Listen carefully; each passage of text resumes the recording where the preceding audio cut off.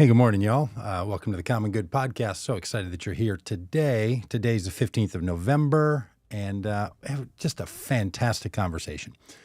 Sometimes we're able to do all of our interviews live, and you have a chance to interact with the guests. Sometimes I have to organize these in a way where I'll be here live right now. So if you're watching this and it's happening on November 15th, somewhere around 9:06 a.m. Central Time, I will be here on the chat putting your comments in. So please make your comments. But if you're watching it any other time, just know that this was recorded last week, a conversation with Caleb Campbell. He's the author of a terrific new book and project, really. It's both a book and a podcast and an overall effort called Disarming Leviathan. Now, he'll explain where that term comes from. But what he does is helps people to understand, to engage, and to love their Christian nationalist neighbors, to try to help them to not be Christian nationalists. He does really great work. He's a pastor at a church in Arizona. He's right in the heart of it. His own background, he'll talk about this, where he's come from, his life as a teenager, his own work in Christian spirituality, his place on the spectrum of conservative to progressive Christianity. Just really great. And frankly, Caleb is just a tremendous person. And I like him so very much. We met last April, and it took a long time to get this podcast recorded. And for no other reason other than I didn't make it happen. And it's one of the great regrets of my life. And I was telling him that in a text message and then asked him if he'd come on. His book won't be out for a number of months, coming out, I think, with InterVarsity Press, but he has a podcast that's available. I think you're going to benefit from what he's saying right here, right now. So Caleb is a tremendous friend, and we'll start chatting, and he will tell us about the weather there in Phoenix, Arizona, where he is. And Alex is in Tampa Bay and has already chimed in with a glorious 74 degrees and a light rain.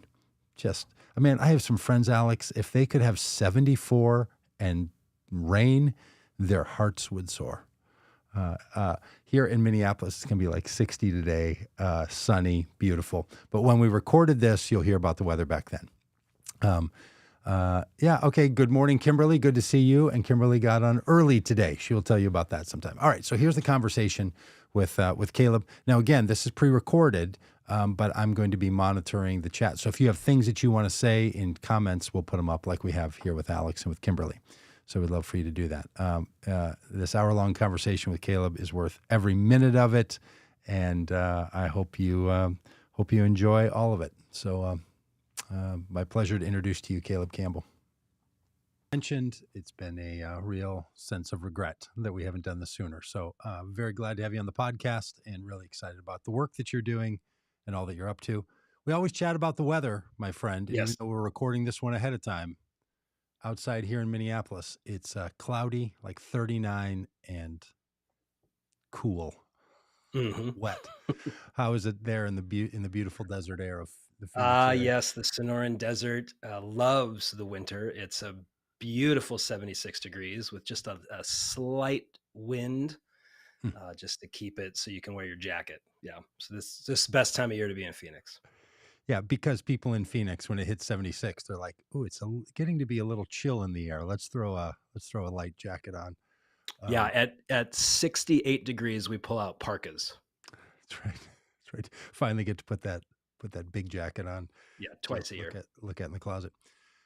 Hey, give a little background. As I said in the intro to this, you're doing great work as a pastor. You're doing really great work on thinking about approaching Christian nationalism from a way that I think is really fresh, which is both deep understanding and deep empathy. Two things that I think are crucial to all of this. Either start talking about why you do it the way you do it, or tell us your background and how you got into it, because both of those are topics that I really want to explore with you. So Sure. You pick either one of those you want to go with first. Yeah, well, maybe my story. So I have been serving as a pastor at a non-denominational church in suburban Phoenix since 2006, and stepped in the lead pastor role in 2015. And then 2016 happened, and there is this huge kind of volcanic eruption around politics and ideology that, frankly, I was not at all expecting. I just really didn't see it coming. And I remember coming into our office at the church the day after the election, and some of my staff members were very upset, even crying, and others were overjoyed and celebrating. And I remember thinking, oh, this is going to be like harder than I thought it was. And so in that season, post 2016, we would lean into things that we had talked about for decades. Our congregation's 47 years old right now, I think. And so for decades, we had talked about immigration, care for refugees. We had ministries that would do that. But now, talking about immigration, I started getting Yeah. like resistance in the lobby. Right. Like people would kind of come up and kind of put their fingers in my chest, like, hey, don't you talk about that liberal communist stuff, or you're being anti-Trump by saying you should care for refugees. And for the first few years, it was kind of like a slow drip, but I was shocked because I didn't perceive myself as making a political attack. I was just doing what we had been doing. We'd talk about racism and reconciliation, Yeah. and it was like I would do the same sermons that I had done, you know, 2014, 2013. And it was, back then it was like, wonderful, wonderful. And now it's like, hey, knock it off with that stuff and, Yeah. Yeah. get back to the Bible. Yeah. Okay. So it was really confusing. And over that 4 years, we just had a steady stream of folks that knew me, that I knew. I Mm. mean, I'd been in their house, prayed for their kids, buried their parents, did their wedding. Um, Using enemy language about me, like, hey, you've gone off the deep end, you're like a bad seed, bad influence. Wow. More recently, it's like woke. That's what's the other one? My favorite was that you've imbibed a Luciferian spirit of fear, and I A didn't. Luciferian spirit Yeah. of fear? So I had to like Google it real quick. I kind of Yeah. went to the side room and pulled out my smartphone and Googled. Turns out it's Lucifer, like a satanic spirit of fear. And Wow. I remember in one week I got called a communist and a fascist in the same week. And I thought we need to have a church meeting for everyone to kind of figure out which one it's going to be, because I don't think you can do both of those. Right. Right. That's right. And I was just confused because I'm like, well, everyone just pick one so I can figure that out. And then 2020 hits, and it was Friday the 13th of March when our governor was like, hey, we should Mm-hmm.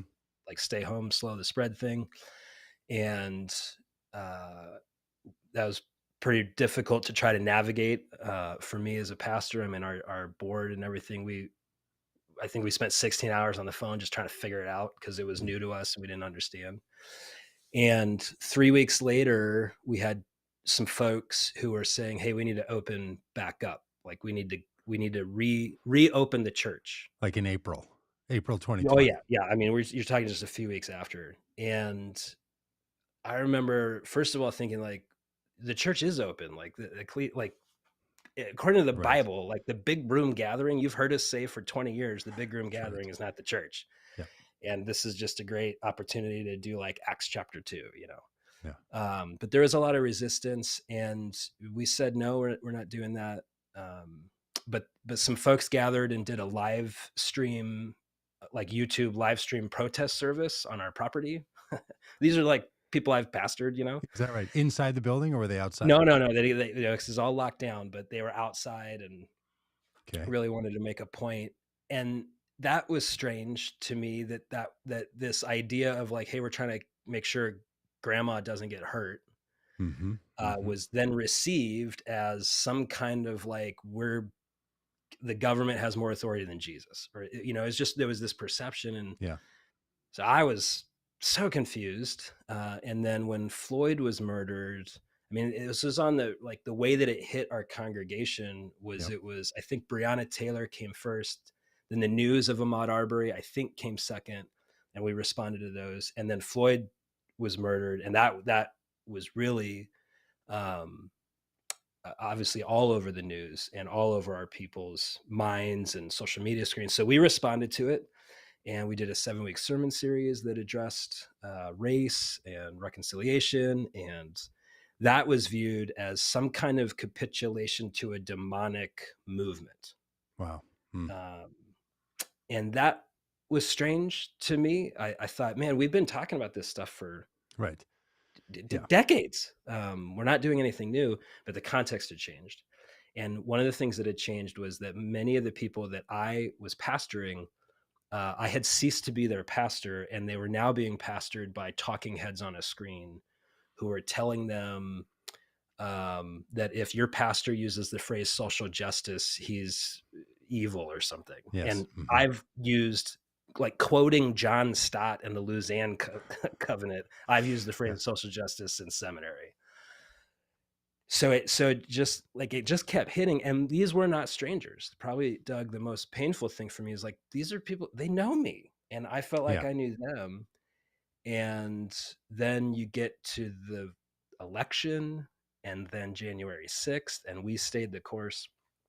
And that year, it was the hardest year of my life. I got COVID early, then I got shingles, then I had facial paralysis. So I didn't know about half my facial face paralysis. didn't work for a few weeks, and it was all corollary to fatigue and sickness. And I Wow. remember going into the doctor, and he was like, "Oh, you have Ramsay Hunt syndrome.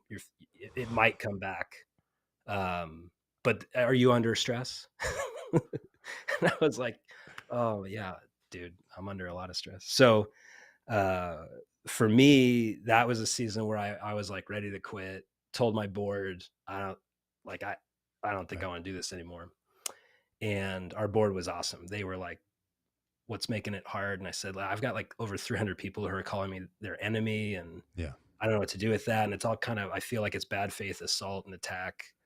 And they were great because they were like, "Well, first of all, you're an idiot because we're here, and why don't we hear, like, you should just let us do all that stuff." So Oh, they there you said, go. "Wait, Good for them. for the next year, you're not allowed to answer any more of those emails or phone call. Like, if you get one, your next step, you don't even reply to them, you send it to us." Hmm. So that was huge. And then the second Tremendous. thing was, they said, "Why are people upset?" And I said, "Well, it's over, it's over Yeah. Fauci and face masks. It's over Yeah. Floyd, and it's over the federal election." Yeah. And I see it what you all, did and there. they, See what you did there as yeah, a preacher. You alliterated yes, this thing already into four F's. So the so the board was like, "Well, we all made these decisions together. You didn't do them by yourself, Hmm. and we felt like we were called by God to do them, and so put your foot on the gas." And they were really like, "Hey, listen, are you and the staff smart enough to, like, be bivocational for a season if you need to?" Yeah. Um, like, we don't have debt.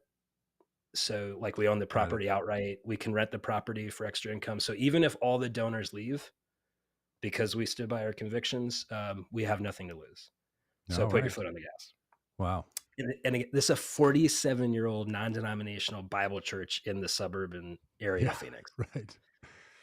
So I was like, "Oh, I'm into this." Like Hey, that, so like, at this point, are you talking with other pastors from your same network of people, and are they experiencing similar things and handling it differently? Like, are you not only squared on to your community, but hearing other stories that are either encouraging or freaking you out?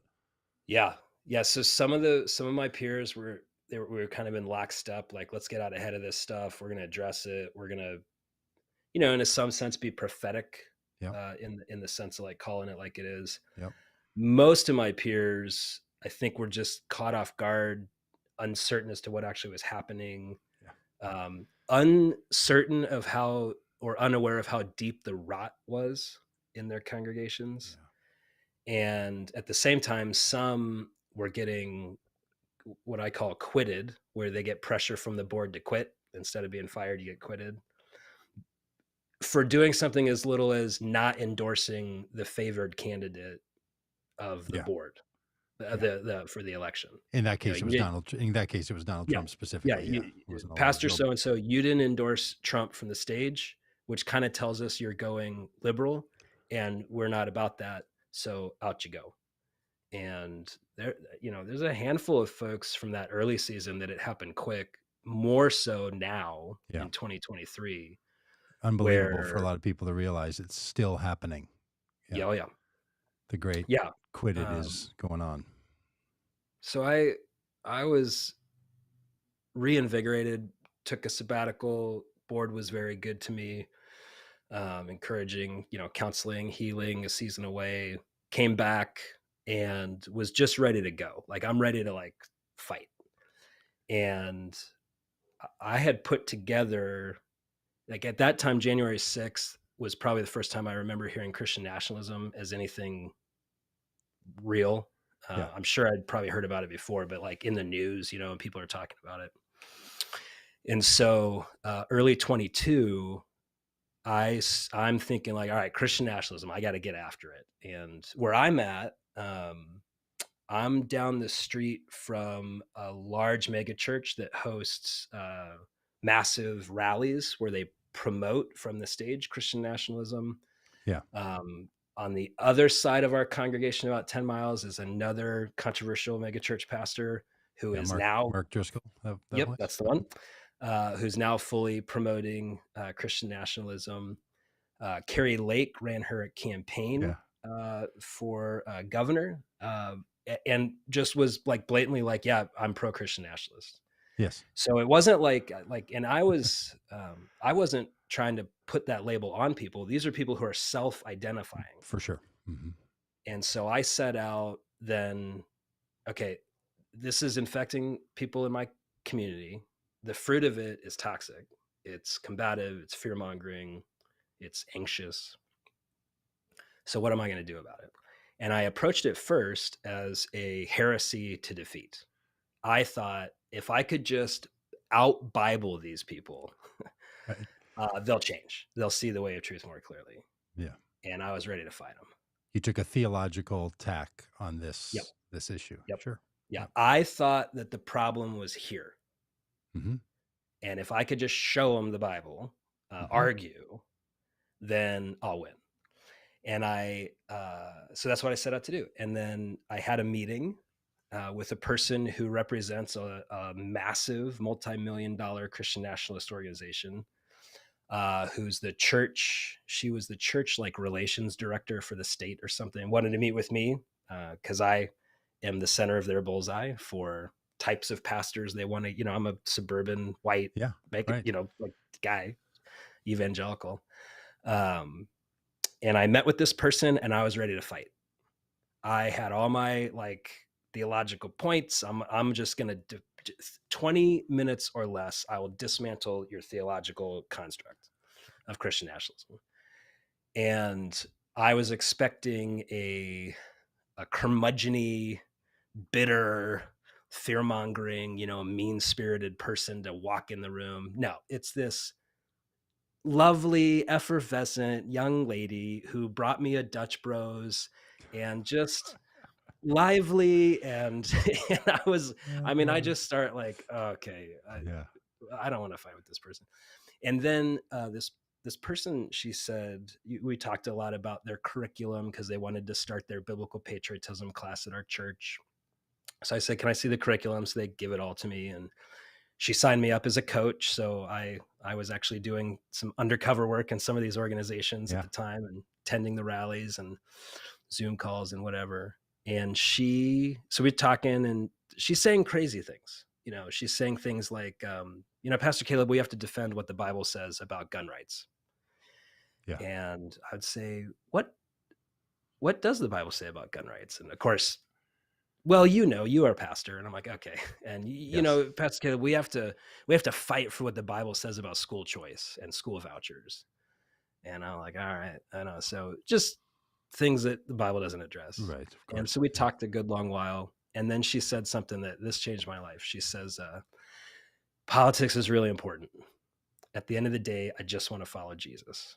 And I said, oh, yeah, me too. Like, how did you start following Jesus?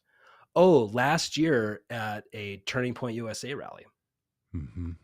And boom, it just zapped in my heart. This is not a people to fight. They're not enemy combatants to clobber.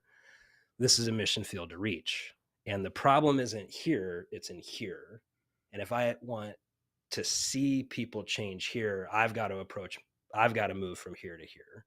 Mm-hmm. And that kind of set me on this journey of approaching Christian nationalism as a mission field to reach.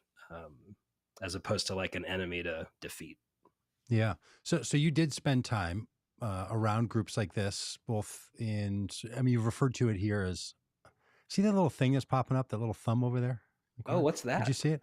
I don't know. It's it's a new feature inside of the Apple operating system, Okay. like for FaceTime and stuff. So certain hand gestures are supposed to trigger certain things to happen, and it just happens randomly on these live streams. Um, so if a bunch of balloons just come floating down, Wow. it's just our random moment of fun. I like to now. I'm going to try to make some sort of attribution of the divine just chiming in at certain points, balloons and thumbs up and some things. I'm into it. So you were uh, looking into Christian nationalism, trying to understand it, and I know I've heard you say that you were sort of undercover doing Yes. this, um, but you were doing that sincerely. Like your approach was really to understand and to recognize that people believe things for reasons that are very important to them. They might not hold weight with someone else, but to that person, that belief functions in their life in a way that's quite powerful and meaningful. That's especially things that they're willing to feel and counter with, in opposition with people that care for them, not just a random belief about a sports team they grew up rooting for, but something that feels important. Like that's a big difference for a Mhm. lot of people who approach Christian nationalism as a political problem to be solved or a Yeah. Right. power sharing Right. problem kind of thing. Um, it, uh, um, okay, let me ask you this. I want to Sure. put up the cover of your book. Oh, You put this out on the website called X, so I'm guessing it's okay to be public with it. mhm. Yep. You've now taken this idea. You have a podcast by the same title, Disarming Leviathan, which you can talk Yep. about in a minute. And the book is a cross with cover of the book is a cross with a snake wrapped around it, very provocative, and a bunch of stars. Great looking cover, I think. And then on the horizontal bar of the cross is the subtitle, which got to tell you, gutsy move to just utilize the free space on the cross for a subtitle. Love it. Um, Loving Your Christian Nationalist Neighbor. Yeah. Um, Not confronting Christian nationalism, not defeating Christian nationalism, not Right. standing up for democracy, not returning the church to its right place in politics. Loving your Christian nationalist neighbor. There's a lot in that. I mean, loving's important. The assumption that you have Christian nationalists who are neighbors, Hmm. framing it in love your neighbor narrative, Hmm. Good Samaritan kind of stuff, is really something. Is that your all of this that you've been describing here? This deep empathy for deep understanding, mission field kind of language. Is that just who you are, or did you have to like get yourself up for this? Did you have to develop up some new skills, or you just like I'm just kind of doing the Caleb thing on this deal? Yeah, that's a good question. I had to tone down the radical desire for justice, things to be right. That's my natural tendency. If there's something's broken, something's wrong, all my insides are like, we got to get this thing fixed. Yeah. And so my animation or my energy was around like, I just got to like slap these people on the back of the head and get this thing fixed so we can get back to the way we can get back to Eden. Yeah. Uh-oh, I think I might have lost you on the camera. You're frozen, but I still hear you. So it's just super Okay. creepy. I don't know why that's happening. I think my camera just turned off. Uh, Oh, did it get tired? Did the battery I go think it out? did get tired. It got tired of my rhetoric. Are we able to pause and I can switch out the thing? Sure, Or go do you ahead. want me to keep going with just No, audio? no, switch out the thing. No problem at all. Okay. Hold on. I, Sorry, Doug. I will either make the cuts or, as is typically our fashion, I'll just leave it all in, and Listen, people I'll will just keep just. talking while I'm changing out the battery. Now I'll say if I do decide to leave this in, it's likely just out of sheer laziness on my front. I know that about you. I feel like you didn't even have to say that out loud. Yeah, I come from a family of layabouts, and I'm chief among them.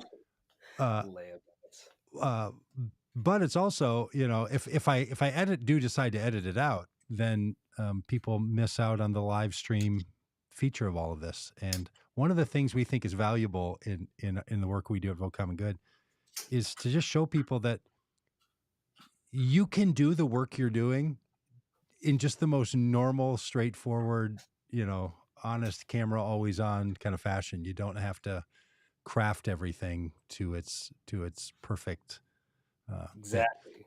Now, I'm not trying to be a celebrity here. Now, will 80% of people who are watching this finally go off because they don't want to listen to us ramble and see an EOS webcam utility screen? Yeah, probably. But, they're easy come, easy go, on I'm that. dealing with 10-year-old equipment over here, Doug. All right. Maybe. Look at that.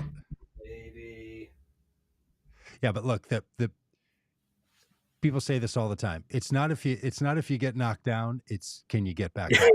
It's not if your camera runs out of batteries because somehow it wasn't plugged in or the battery just went out. Yeah. It's I'm just real noticing time. somebody took the cord. There it is, because someone's probably looking for USB-C. But the real question is, can you just pivot and grab another camera and get it plugged in right in flow? And you did that, so you got back up. You know what, Doug? Turned into an open when I loop get for knocked episode. down, I get up again. Get up again. And you're never going to leave me down. I get knocked down, and I get up again. And you're going to do that until that one last time where you get knocked down and you don't actually get up again. But that's winter is coming at some point, and all of us end up going into the grave. So you were saying you need to dig in. You needed to set aside one set of natural responses, justice oriented, fix things, make it right, use logic, rationale, and information to enlighten people of what they're clearly missing. This empathy thing, how's that going? Are you like, it's great. Do you feel like you're a beginner at this? Do you feel like, no, this was always in there? How's this sit with you? It was always in there. And here is the switch. I want justice against my enemies, and I want healing for those my neighbors. And for me, it was the switch of taking Christian nationalism and those that promote it and those that imbibe it, and moving them from the category of enemy into the category of neighbor. That was the biggest shift. Is this, and one of the things too is the realization, like, they're me. Yeah. The people who are in my mission field, they're me. This is the fundamental thing. What they are feeling anxiety and fear, and they're reaching for the sword, which is exactly what I do when I feel afraid, when I feel fear, when I feel like something that's valuable to me is under imminent threat. My natural instinct is power up, go get a sword. And now their sword is red, white, and blue and smells like apple pie. Mine might be different. It's the same temptation. When presented with the cross or the sword, my instinct is to go for the sword. And so when I realized they're not doing anything different than what I do, it's just got different expression. That was helpful, I think, to increase empathy within my own heart, because it's like, we're doing the same thing. And also they can help me see what it looks like for me to grasp onto the sword. So they're not less than me. They're not other than me. Right. They're just like me, and I'm just like them. Yeah. And that's that was a big shift. Yeah. We were in a conversation with two people a week ago in this podcast stream. We do a thing called Red Hat, Blue Hat Talk, where I talk with an ongoing lifelong friend of mine who's a Trump supporter, and he takes a red hat position. I take a blue hat position, and we talk basically every other week. And his daughter, college-age daughter, who's going to work for Turning Point USA, was on the podcast. She's a college student. All this stuff's public. I'm not breaking any. I mean, we did a live stream when everything I'm about to tell you was there. And one of the things that we were talking about was, I was saying to them kind of, the impulse to be generous with people you disagree with is important for a lot of reasons. And one of those important reasons is you are going to be that person in your own life 10 years from now about something that matters to you.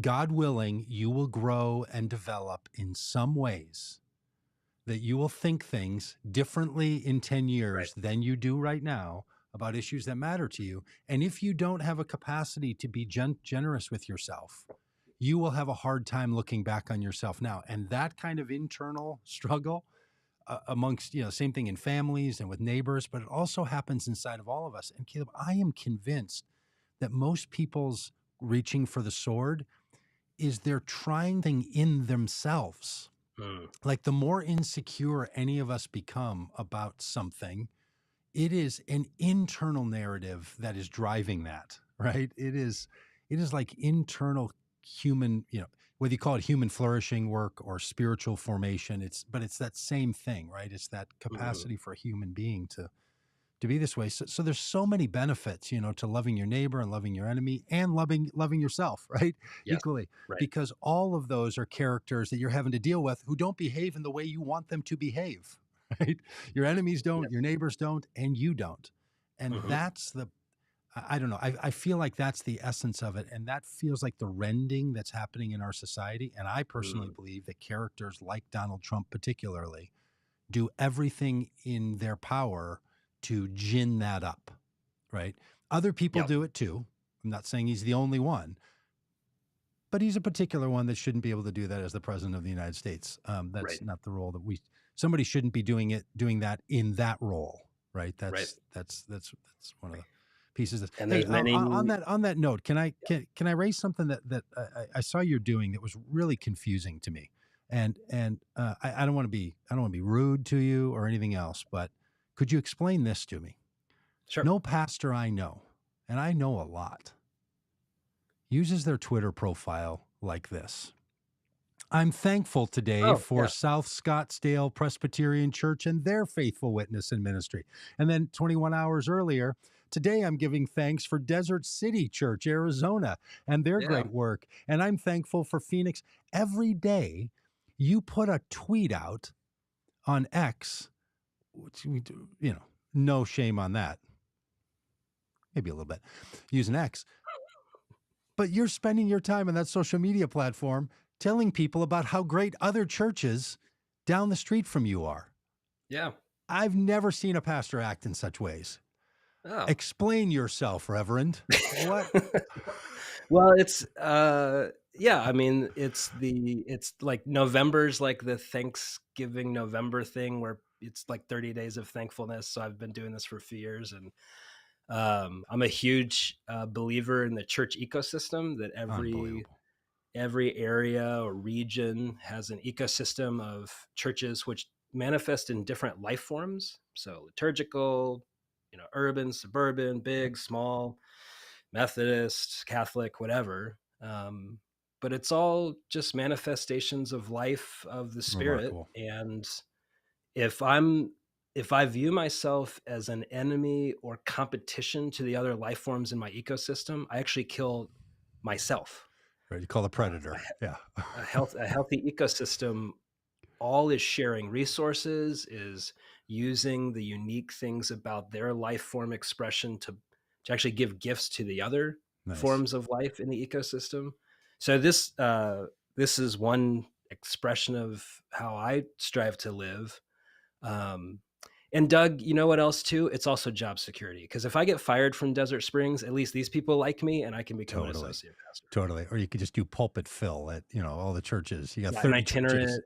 Yeah, or I could be. I've heard people say that they're Uh, pastor to pastors, and mm, I actually want to be the person who pastors the pastors to to the pastors. pastors. You Yes. see, like Great. top of the pyramid. Yeah. Yeah, Yeah. that's what Well, that's what well I'm played. angling at. Well, look, man, that is fantastic. I don't know if other people do it. Do any of those churches not want you doing it? Do you ever get a little straightforward or side comment where people are like, Oh, hey, you're not the kind of church I want cheering us on." well, I know. I mean, these are all friends of mine. I mean, I have a relationship Okay. with as many church leaders as I can in Phoenix. Yeah. Well, impressive, impressive. And look, that's kind of what I was getting at, right? Like when I saw that you're doing that now in November, and you've been doing that for a while. That tells me that there's something about you that wants you to stick with it. Can we talk about your own background and how you Yeah. that serves some of this? When I was doing that little repeat sermon there of we have to think about how we treat people we disagree with, because it's ultimately Mhm. going to prepare us to care for ourselves. Um, you know a version of that story that's as pointed as pretty much anybody I know. Yeah. So are you talking about the skinhead thing? No, I didn't know about the skinhead thing. What are you talking? Yeah, so I'm talking about the skinhead thing. Yeah, Yeah. yeah. That there was So when I that was, your own transition, conversion, transformation story is one in which you have a very definitive background that you now look back on and say it's different than the yeah, world that yeah, I'm for living in. sure. Yeah. So as a kid, I was raised at a pretty conservative home, kind of fundamentalisty church, which I really, especially like junior high age, really grew to resent because what was being said on Sunday wasn't being done on Monday. And I felt like it was plain as day. And so junior high just stopped doing church stuff. My parents couldn't really make me go anymore. High school age, freshman, sophomore, fell in with a group of neo-Nazi skinheads, and which I just started hanging out with, and then they kind of discipled me into the movement, and a lot of it was around safety, belonging, and purpose. They promised me safety. We protect each other Mhm. from the big scary world. Belonging, you're one of us. You're a brother. Brotherhood. The ideology of white supremacy was really, for most of us on the front end, was really only in service of the belonging. Uh, It wasn't like I sat down with like a book or something and reasoned myself into neo-Nazi white supremacy. That kind of came later. What was offered first, what was really attractive first, was safety, belonging, and purpose. And so, again, you belong here. We'll protect each other.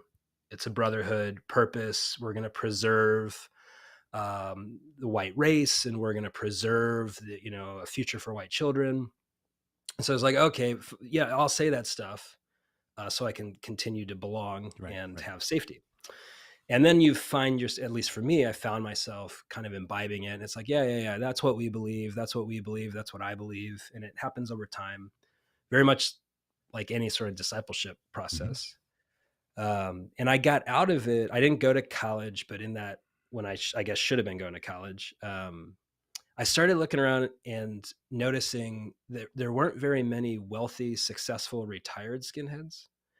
And that for me just raised a little, hold on, is what we're saying not lining up with what's happening? Again, very similar to my junior Well, high self looking at the church saying what's being said and what's being done are not congruent. And hear this ideology of like mm, master race and stuff. It's like everyone I know is like right. getting shot, going to jail, or prison, or leaving the country because they've got a warrant out for their arrest. Wow. And so I started falling away from that. And it was through, and that variety of circumstances, was connected to a church that asked me to come play drums for them. And I just said, okay. And I was lonely. I was looking for safety, belonging, and purpose. And one of the band members, who's now one of my closest friends, he and his wife started having me over for dinner like once a week. And this was crazy. He says, "Yeah, we'll have a couple beers, we'll have some nice meal, and then afterwards, we could talk about what makes you angry about Christianity and religion." And I was like, sold. I got material for days. And looking back on that, what they did by inviting me in and listening to my crazy talk, because I had lots of crazy stuff and rage and toxic anxiety, and they would just sit there Hmm. and suffer through it, and then they would say, oh, you make some good points, and they were very humanizing, but it was their hospitality and their compassion and just the fact that they would listen to me that I recognized that after a year I had changed. But they never said to me, here's exactly how you need to change. They Wow. just were modeling for me uh, what I now understand to be the way of Jesus. They didn't try to correct all my mistakes or my errant beliefs. The other thing that was so important is they kept inviting me back in. And that's my story. And I think for those that are imbibing Yeah. Christian nationalism, that's the play. Like I think that's the play as we think about the people that we know and love that are Yeah. full in on this stuff. Is you got to keep the table open. Right. And you really have to like the people, the center of a lot of our work and the work that I do is it truly just is people don't need you to be like them Hmm. for them to give you access to their life, but they do want to know that you like them.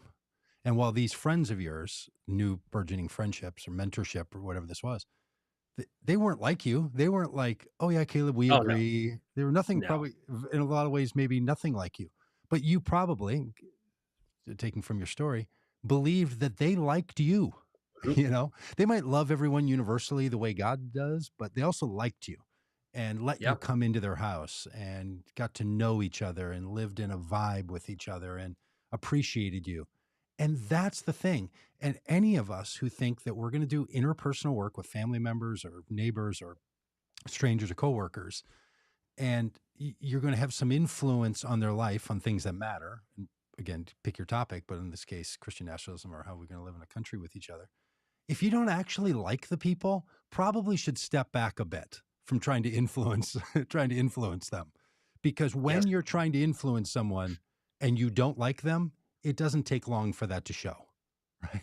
It's, any of No, us who've been on the receiving end of that, we yes. kind of know. Well, and what you're hitting on is the difference between a good faith missionary and a colonizer.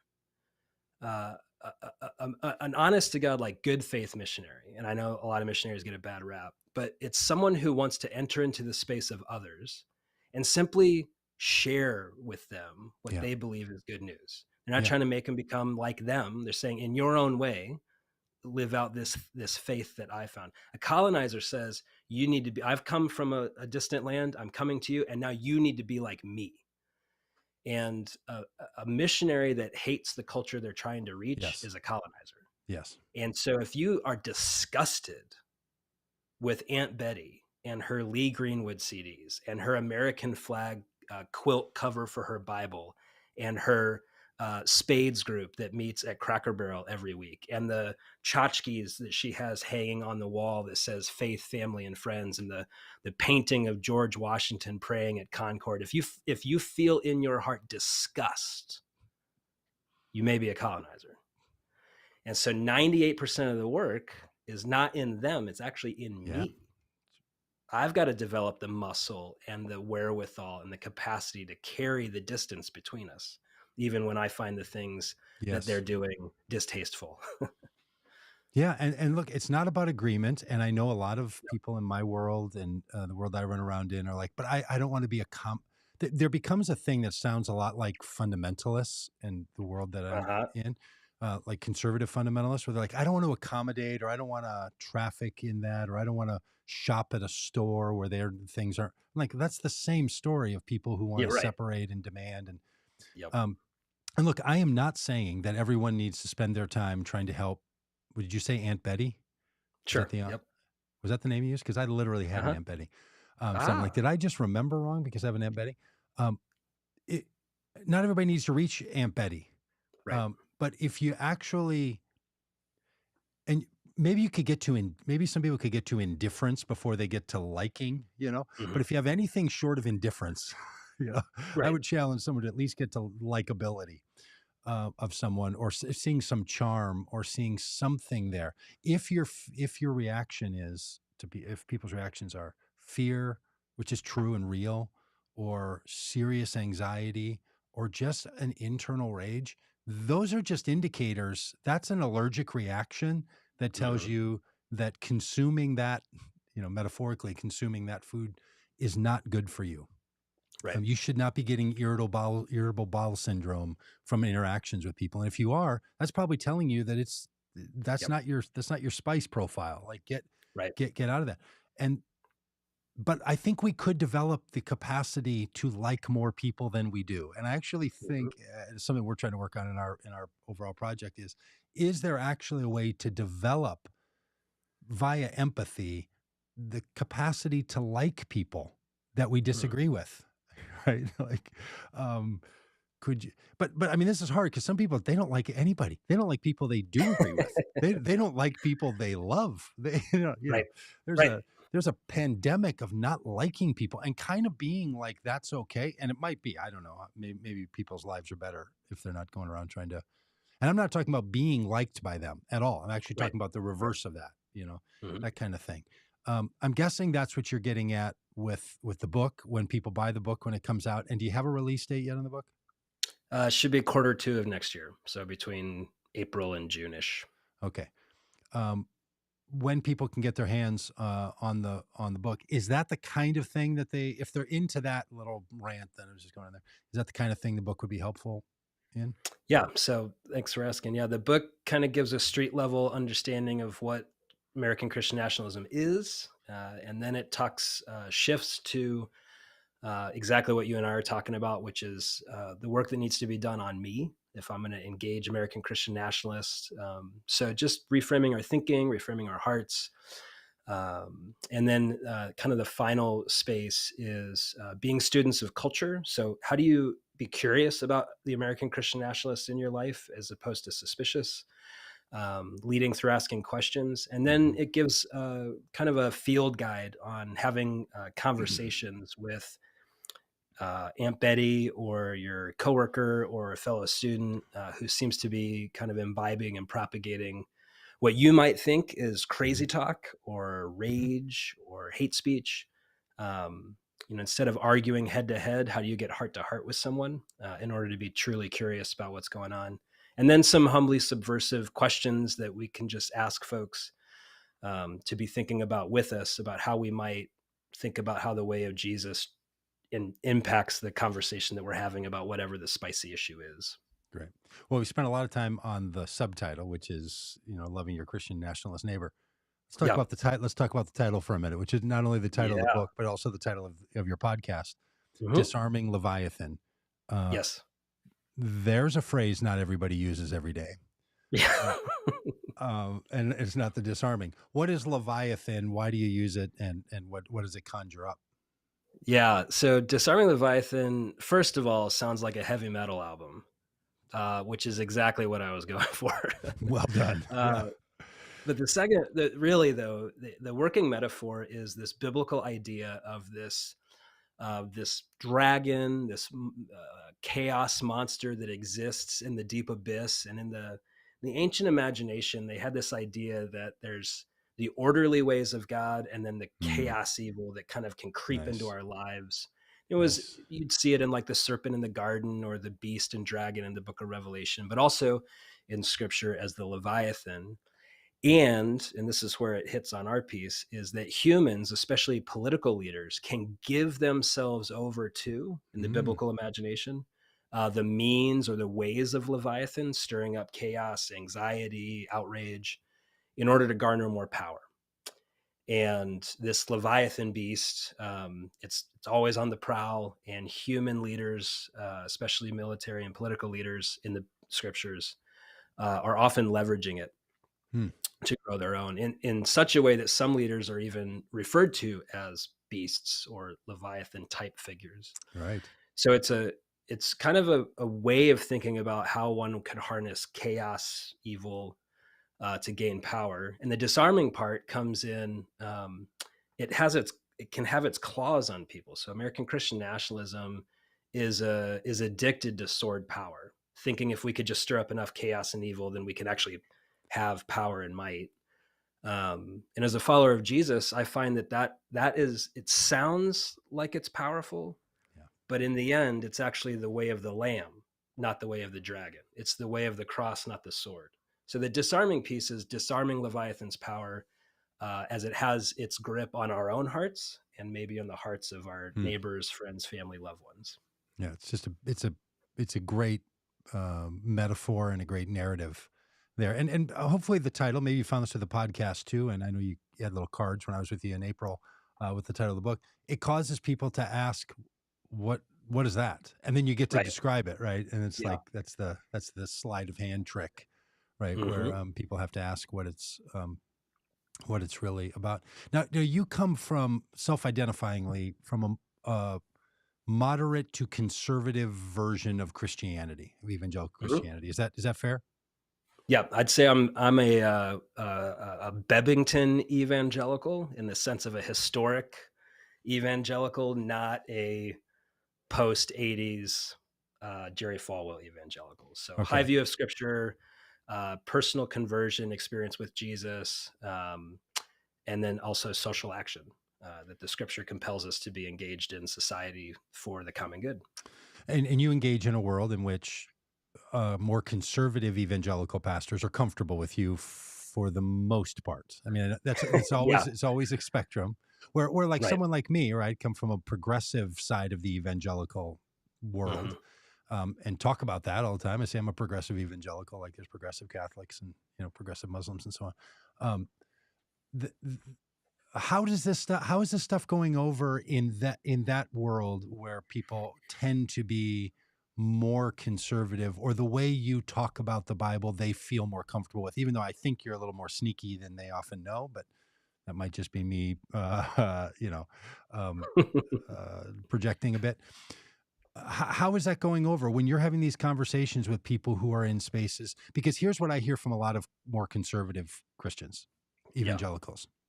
They'll say things like, Christian nationalism is a real problem. I'm glad it's not us. They somehow feel like it's someone else. They'll often Yeah. blame it on the charismatic Pentecostal traditions, which is Yeah. true. Uh-huh. There's an awful lot of it that goes on there. It's where it's funded. But they'll often be like, well, that's not us and our people. Yeah. Right. Um, and so sometimes these folks can be like, so I'm not going to burn down the work I'm doing or spend my Right. time on this topic that is so not the point of what I'm trying to do. And I Yeah. can't solve all the problems in the world, so I'm not going to solve this one. That's the crowd I'm kind of talking about, right? Yeah. As opposed to the ones who are like, well, have a social conservative social agenda that they want to follow, a social conservative reading of the Bible that then makes the two of them indistinguishable. How Yeah. does that? Because look, there's 70 million evangelicals, right? And they're in a bunch of different churches, and they're spread across the country, and they cluster up in certain areas, and it's not all the same everywhere. It's a really, it's a pretty bumpy path that makes up the Mhm. evangelical path. How's it going with the people that are more conservative that pay attention to you? Yeah, I think most of my peers, theologically conservative evangelicals, there's a small percentage, a minority, who see this as an aberration or as counter gospel in the guise of the gospel. Um, there's some who are really confused as what is even going on. They kind of smell it in the Yeah. in the atmosphere, but they're not really sure what it is. And I just heard somebody say Christian National. What is that? Is that different than patriotism? And they haven't thought about like American governance since their high school civics class. So like, what is nationalism anyways? And what's a nation? What's a state? Like, there's a lot of people in just the confused category. There's the probably what I would say is like the naive, this isn't impacting our church group. Mm. And I would just want to ask a few questions to that group, like how often do you talk about political allegiances? How often do you raise issues that would be viewed as contrary to the Christian nationalist agenda? Um, and listen to your people. Like there's certain code words that people use to betray what they actually believe, like things like, America is God's country. Oh, Mhm. okay, well, what does that mean? Like, tell me more what you mean by that. Or this is a key one, biblical application. So, are your people reading about ancient Israel in the Old Testament and then directly applying certain promises to America, or rhetoric to America? The like, are your people saying like, "Oh, if my people who are called by my name would repent, and then I'll heal their land," and then they say, "So, Pastor, that's why our people need to repent." Yeah, you need to have a national day of repentance. Yeah, they're doing something there, and maybe under the surface there is some malformed discipleship or some Christian nationalistic tendencies. Most American Christian nationalism and evangelicalism does not present itself with an AR-15. It's much more subtle, which makes it all the more important to pay attention. Yep. If my people are like going to riots with AR-15s ready to overthrow the government, I it's easy to be like, yeah, that's not this. We need to pay attention. But if that's like a 5 and a 1 on the spectrum is Mhm. like applying Second Chronicles to America, just recognize for some people there's a pipeline from one Yeah. to the other, and if you don't get into it in phase 1, 2, or 3, some of your people may end up at the next Yeah. January 6th, Yeah, that's and right.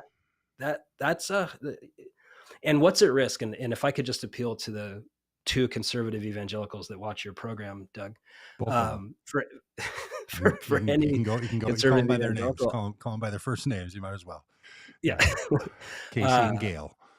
I would I would just appeal to what is at stake is the witness of the church, because we are living in a community that is conflating Christian nationalism with Christianity, and and Christian nationalism is rife with hate speech, fear mongering, toxic anxiety, and an absolute commitment to sword power.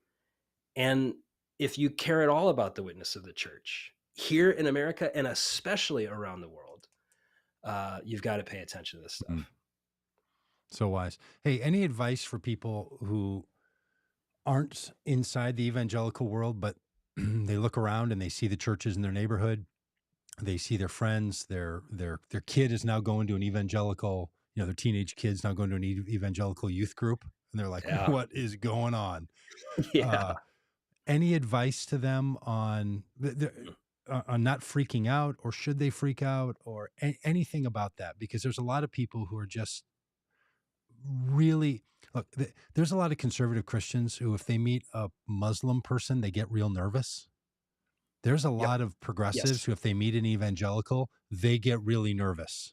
Yep.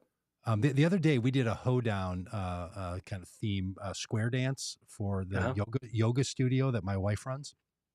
Right, so it was really fun. Had a caller, band. It was just great. Oh, that's And so great. we dressed up. So I have these boots that I wear in the Common Good world, which are these cowboy boots that are flag cowboy boots on the Oh, sides. yes. And maybe Yeah, you've seen love them. it. They sell them at Boot Uh, Barn. Um, And so I was wearing those, doing the setup and coming around. And there were a number of people mhm. at that thing who said to me, "I know you really well, and seeing you in those boots, it makes me so uncomfortable. I Right. can't even tell, like just some indicator, let alone Uh-huh. if I was wearing, a vertical flag on my shirt, that, I said, I know these do look like I might be ready for the next insurrection. I kind of get it, but we gotta, so there's people who just get really worried by seeing certain things. And for some folks, that is the title evangelical or non-denominational or Bible believing or whatever. Yeah. Any advice for people who aren't in that world and keep bumping into these other folks? Yeah. I think for those, maybe you've got family members at the church. Um, One of the things that I would probably encourage is, if there's a concern about the leadership, see if you can meet with the leadership and just ask a few simple questions, like, where are you guys at with like power or immigration? There's like a few Yeah. there's a few like key questions you can ask to determine, are they going to radicalize my child, or are they just in good faith, high view of scripture, high Christology? Like, so just maybe a few questions around, like, hey, where are you at with immigrants or refugees, or one of those like surefire, Yep. like, this will get a rise out of a Christian nationalist questions. And then that could maybe tell you where they're at on the spectrum. I think for those who are just more, you're just in community with evangelicals, um, it would be the same encouragement that in the different direction that Doug and I are saying, which is empathy and curiosity. Most of the evangelicals I know have been discipled into their current ideology, and they think that what they're doing is faithful to God, and most folks are doing it in earnest. And they've never really talked to someone with a different opinion. And so if you're in a position to safely, it may be worth a conversation, like, hey, tell me what you're thinking about this thing. Um, Whatever spicy issue, Hmm. gender, sexuality, immigration, refugee care, because it's likely they've had very few conversations, if any, with someone outside of the tribe. And and Yeah. and here's, I can tell you this, an evangelical pastor who's served for over 17 years. Um, Exposure to different ideas in humanizing ways transforms people's lives. And so it may be that they've only ever heard about people who believe what you believe through people who are just like them. And so Totally. just to meet a neighbor who's kind, compassionate, not like super judgy or condemning, Yep. just not being condemning would reframe their mind, because most of them are told like, yeah, anyone who's like pro LGBTQIA or pro refugee, they all hate you. Yes. And so there's this like combativeness of like, well, I better shield up. So if you just like don't hate them and treat them humanely with compassion and curiosity, that could, it doesn't always, but Mhm. it could soften them or at least broaden their horizons. Well, I almost everyone hope I that know helps. who's gone through a major change, it's true in my own life, religiously, people who've made changes about how they think about, I don't know, the food they eat or some social consciousness or the car they drive, whatever, something that used to be important to them and they changed on it. Yeah. There's just a few, when you get into people's stories, right? Mm-hmm. If you were kicking up with a bunch of anthropologists and sociologists and someone suggested you do some ethnographic research and you start asking them their stories and then comparing their stories with other people's, you start to see some similar patterns Mm-hmm. emerge. And one of those patterns that emerges is normally someone takes in information that they didn't, that was new to them. Yeah. Shockingly, often these days, it comes in the form of documentaries and podcasts, Hmm. strangely. Like someone will be like, I watched a documentary, not even about the thing they changed on, they'll just be like, Mm. I watched a documentary about plastics and all of a sudden, and that led me down this road. And, like it just, some new information comes in. But the other thing you're raising is that someone offered them a new invitation to behave Mm-hmm. in a certain way. And it was Yeah. someone who they will tell you someone who was good to them almost always. And this would be the same way. If you have a friend who's been radicalized into deeper, what I would worry about is Trumpism or Christian nationalism or the combination of the two, they'll have the same story. If you're like, what happened to these people? This is what's happened. I promise you, Right. the same thing went on because it's this. This is just how human beings are. This is not content dependent, right? Right. Like that. Right. That's the thing. A lot of us tend to think. We think it's the ideas. Like we're like, well, it's the stuff they're saying on social media. It's the stuff they're Right. saying on Fox News. It's the stuff that's coming out of these churches that it's not the information. I mean, you and I are both in the world of this. We're like, we promise you, it's not the information. We're in the information business. Right. It's the way, it's what that information is in service of, which is this thing that someone who cares about the things they care about feels like they're on their side. So I just want to amen your sensibilities about that and let people know that fundamentally, this is about systems and structures and powers and principalities. Yep. But all that happens through human beings in contact with other human beings. Yep. I'm about to go all Christmas on you here and say, yeah, this idea that the Word became flesh Uh-huh. and dwelt among us, Merry like Christmas. that, that whole thing is more than just a theological statement. It's also an explanation about how it happens. Yeah. Someone dwells among you, and the Mm-hmm. ideas are manifest in a human being that you start interacting with. Yep. And to those who believed, he gave the right to become children of God. Like that. Amen. That's right. That's the I mean, that's partly why I stay in the Christian narrative, because it's just right about a lot of the things that I think really matter. Yeah. Um, and that is one of them.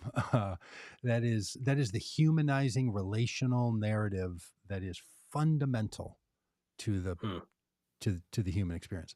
All right. Hey, we've been going on this podcast now for an hour and 43 seconds, just in this Dang, interview, let Tina. alone whatever I did on the longer bit. I have a very precise internal clock, Okay. and there's a I got timer it. running. But you also run a podcast. Do you want to say Yes. anything Disarming about that Leviathan. podcast? What's that? You want to say anything about that podcast for people that might want to Yeah. listen to more than one? It's certainly not as good as the Common Good podcast, Well, but probably a just few have rungs reasonable down. standards. Yeah. So yeah, it's Disarming Leviathan. The word Leviathan is quite rare in the podcast world. So if you just search Disarming Leviathan, you will find it. No matter how you spell it, it'll still probably Yeah, be the only one. that's right. Yeah, and then you can find some of it, most of it, on the Disarming Leviathan website, which is disarmingleviathan.com. Yep. And what will people hear on that podcast? Yep. What's the So style? our What's Yeah, so I interview folks who have done historical, sociological, theological, and different frameworks around Christian nationalism, viewing the prism of Christian nationalism through different angles, and ask them to help us at the street level understand what's going on, and then also understand and learn methods for engaging American Christian nationalists in our Mm. lives, with hospitality, curiosity, compassion, and so real boots on the ground type training.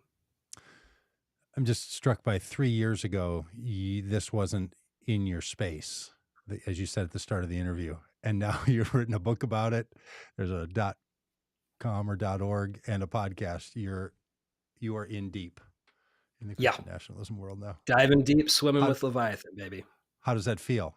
Do you feel like, it's a season, I can't wait to get out of it? Are you ready No, to I mean, finish? I think Christian nationalism, the rot goes so deep in the American Yeah, DNA that this will probably be like it'll probably be my grandkids who see yeah, some of the fruit of it long term, yeah, just because it's been part of the system for so long. So yeah. I'm probably a lifer, but we'll see. Yeah, and Maybe it I'll get feels to back to me, I don't drumming. know if you think if you'd agree with this. I feel like there's a new variant since 2010 or so, and it kind of comes through some of the groups we've talked about, Michael Flynn, Turning Point USA, a number of others. Hmm.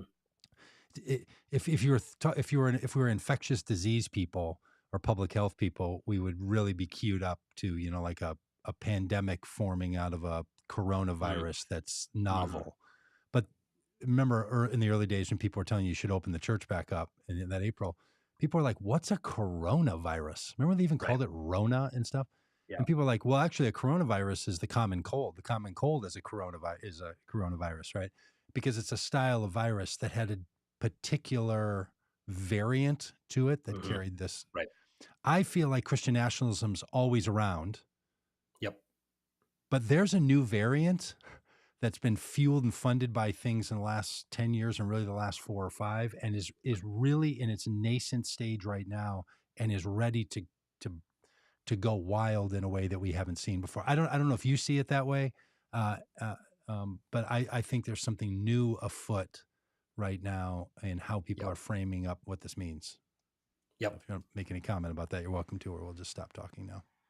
No, I think that one scholar says that nationalism rises out of the seedbed of anxiety around pluralism, Hmm. and so America, 250 years, becoming more and more in alignment with its founding principles of liberty for all, and everybody gets in. And the thing that binds us together as a people is not our common ethnicity, culture, or bloodline, but the thing that binds us together is an idea. And early on, I could say that, 200 years ago, I could say that, but not be confronted with people who are dramatically culturally different than me, ethnically different, religiously different. And now here, 250 years later, we've seen principle of pluralism grow radically different, a people group who are bound together by an idea, but are radically different in their practices, their rhythms, their value systems, their speech, their music, their food. And so a lot of people get anxious that their way of being in the Hmm. world is under imminent threat. Hmm. And Christian nationalism is the low hanging sword that they will reach for in order to protect and propagate their way of being in the world. And so I think that as pluralism continues to rise in America, you'll also Hmm. see people opting for a version of American Christian nationalism in order to self protect, Hmm. because their identity is tied up with, while they may say they're American, they actually have a subset Hmm. of what that truly means to be American, and they use Christian as the modifier. Yeah, there you go. In reality, it's actually not, the religious stuff is actually just in service of the tribal identity, Yeah, and and that's, yeah. So I yeah. think you're right, Doug, that it will continue to grow as the diversity of America continues to grow. Yeah, and the content is changing. Like the things Christian nationalists are saying now Oh yeah, versus what the Christian nationalists said during yes, the "In God We Trust" movement to put it on a yes. currency. Like It is there's, now unprincipled. yes, It it used is. to it used to give the appearance of Yeah, religious devotion and piety, yeah. and now that's all out the window. Now it's just power. It's naked power. It's just power. Yeah, Yeah. Yep. Well, I'd love to talk about that whole story because I think the Let's story do of it. America has been one of the kind of pluralism that we currently have. There was a period of time, 115 years ago, less, when people with Italian heritage were not considered white. Right. Yep. Irish were not Irish, considered Russian, German. Yep. considered white. Polish people, when I grew up, there was a big movement where I live. People are like, you got to stop making Polish jokes, Polak jokes. Like it's totally racially. Like when I was a kid, like in the 70s, people were like, that's got to stop. Like we're done picking on the, on the Polish people. We moved on to, there's still other jokes you can make, but you can't do it about the Polish people. Right. So we've always had this thing, and we've had a way of accommodating, and Christian nationalism has always shown up. And there's a new kind of pluralism that now has power behind it. And I think a lot of it goes back to the successes of integration in this country. And I think a lot of it actually goes back to the election of Barack Obama.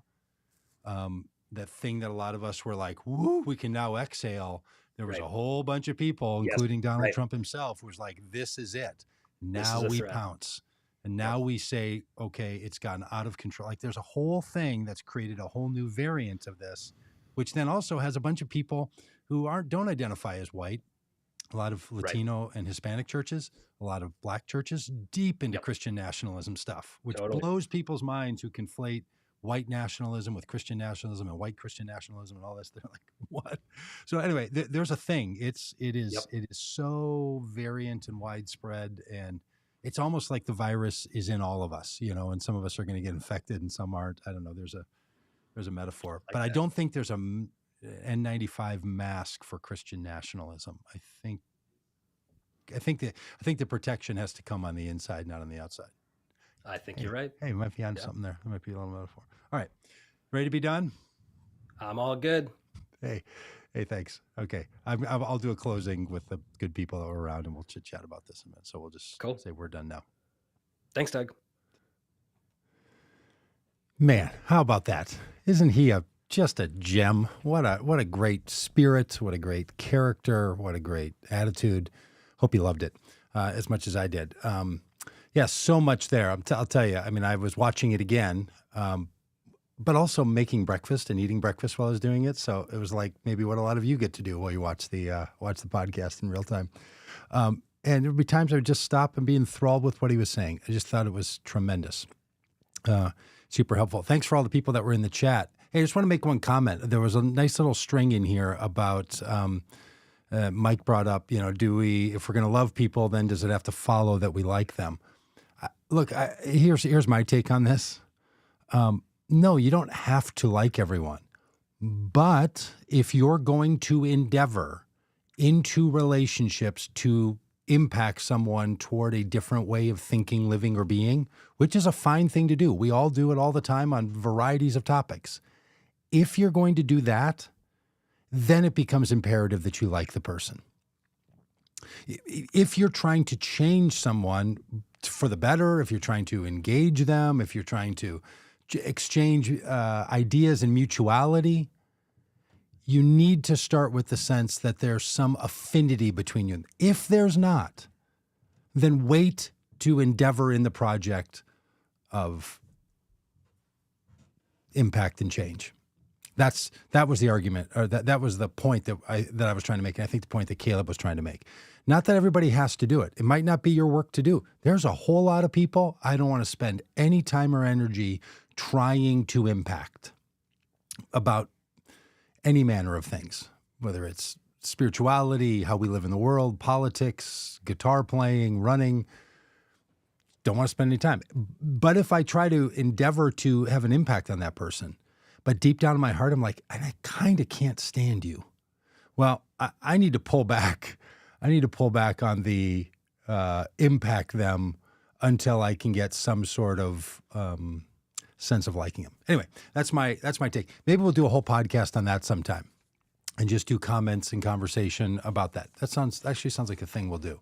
Let's plan on that in the next couple of weeks. All right. Hey, thanks to all of you for all your goodness and for being a part of the Common Good podcast. We hope you're hearing from really great people. We hope it's a wide variety. This week alone, spectacular. I mean, last week, from last Thursday with astrophysicist Paul Wallace, Monday with Genesis B, Tuesday with Rob Ryerson on politics, and today with Caleb.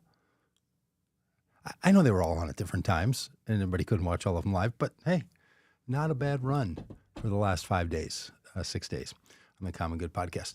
And we only do it because you all pay attention. So thanks for being a part of it, and follow us over at votecommongood.com. Get our email list. We'll be in touch with you multiple times a week, not only this way. So thanks for all you do, and hey, do your best to vote common good.